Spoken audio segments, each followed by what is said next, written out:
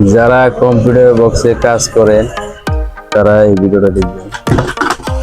দেখেন আগের বক্সটার সার্কিটটা ড্যামেজ হয়ে গেছে, মুছে ধরার কারণে সার্কিটটা ফেলে দিয়ে আমরা এখন এরকম 20-30 বোর্ডের সার্কিট এই বক্সে সেটা এইভাবে বক্সের স্পিকার লাগাবেন। এই বিটের স্পিকার হয়েছে, স্পিকার লাইন হয়েছে এই পাশে SW, এটা হচ্ছে আপনার বিটের স্পিকারের লাইন এই পাশে।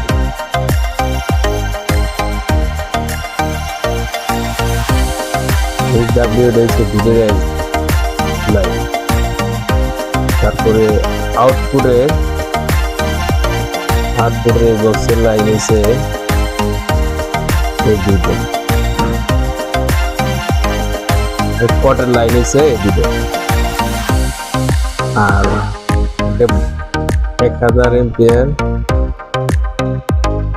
12 ভোল্টের ট্রান্সফরমার নেবেন, নিয়ে আমি যেভাবে কানেকশন দিছি এইভাবে কানেকশন দিবে।